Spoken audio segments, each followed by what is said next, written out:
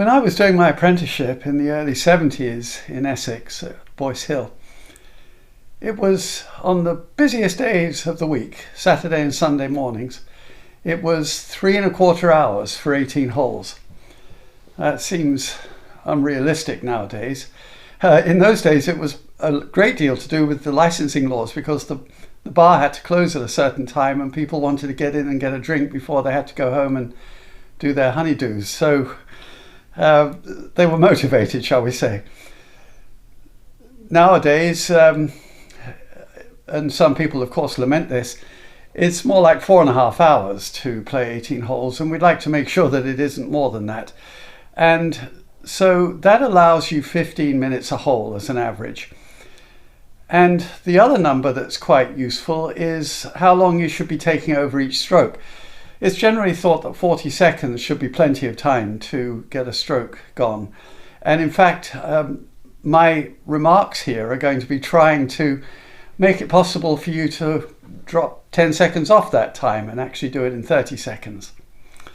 So let's get started with a couple of the obvious, well, I say obvious. I'm hoping that for a few people they're not obvious, so that we actually are doing some good with these videos.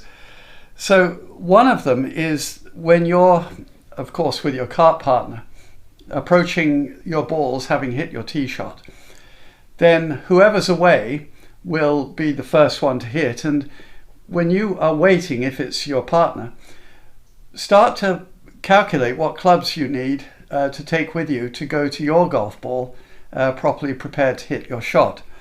And so you sort of start doing your sums early.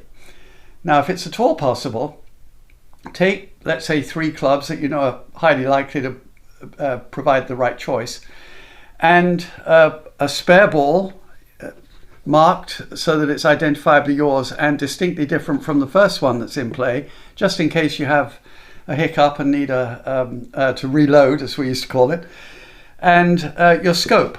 And if you can do it safely, walk to at least the general vicinity of your ball so that you can start that process of doing your sums about which club to hit and what you're generally going to try and accomplish. And then limit yourself, and this isn't always easy, but I understand that, is limit yourself to 1 practice swing.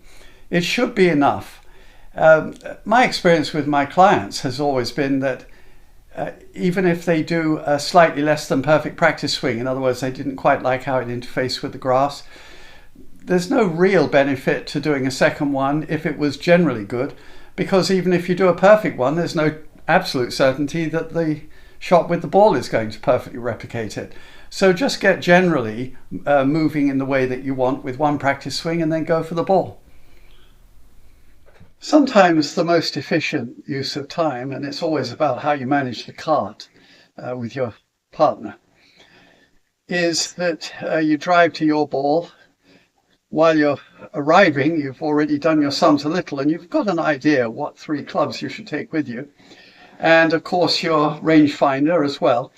And let your partner drop you off with those elements, a spare ball in your pocket, so that he or she can then go to their ball and start doing their sums. And then it usually works out that you'll find that you can safely wait then when they hit their ball and get picked up on the way to the next shot. It's really going to save a lot of time over 18 holes if you have that as your general principle. Now, when you get to the green, it's likely that somebody's 50 yards away having to hit a pitch shot of some sort. You may be near or on the green, and the same thing occurs. You'll actually take what you think are 3 clubs that perfectly represent what you'll need. Maybe it's a sand wedge and a putter, and maybe 1 other club in case you think it might be a chip shot. And of course you don't need the rangefinder when you get that close to the green. And so if you can do it safely, you walk ahead so that your partner can get on with their shot, and you're actually already there when their ball is on the green to make your decisions. Now, where you leave these extra clubs, I think, is worth mentioning, because obviously we don't want to lose any. It just wastes time, not to mention a nice golf club. So I always recommend that you leave the clubs on near the perimeter of the green, in the direction of where you're going to leave the cart when you're putting out. And that's worth a quick mention. Drive the cart all the way around so that you park it between the hole and the next tee. That way you don't have to go all over back and forth, wasting time to move to the next hole.